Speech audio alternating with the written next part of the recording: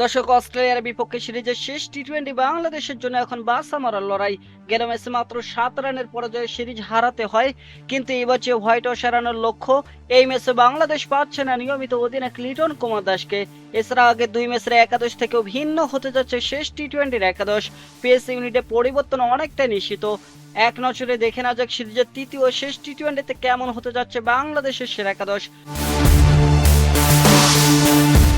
প্রথম 2 টি-20তে ওপেনিংয়ে ছিলেন সাইফ হাসান ও তানজিদ হাসান তামিম। গেল ম্যাচে তারা ঝড়ো শুরুর আওয়াজ দেন, এবারও তাদের উপরে দল ভরসা রাখতে চাইবে। সেক্ষেত্রে ঝড়ো ব্যাটিংয়ের পাশাপাশি ইনিংস বড় করতে হবে তাদের। অধিনায়ক লিটন কুমার দাসের ফেরা হচ্ছে না, সৌম্য সরকার আবারও পালন করবেন 3 নাম্বার 3-এর কঠিন দায়িত্ব।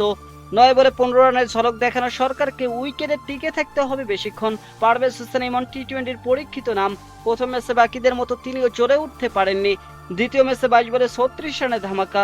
হোয়াইট ওয়াশ এড়াতে এবার যেন তাকে আরো বড় ইনিংস খেলতে হবে। একই কথা প্রযোজ্য তৌহিদ হৃদয়ের ক্ষেত্রেও।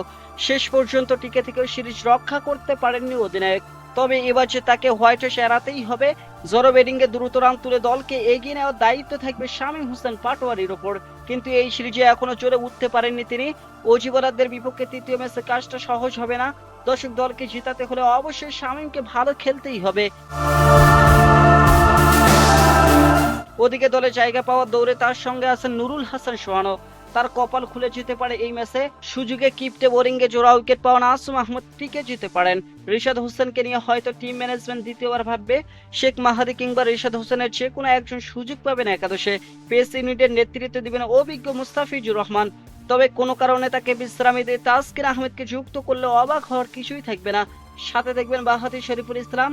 বিপদে থেকে বাংলাদেশকে উদ্ধার করতে নাহিদ রানার সেরা বোলিংটাই করতে হবে।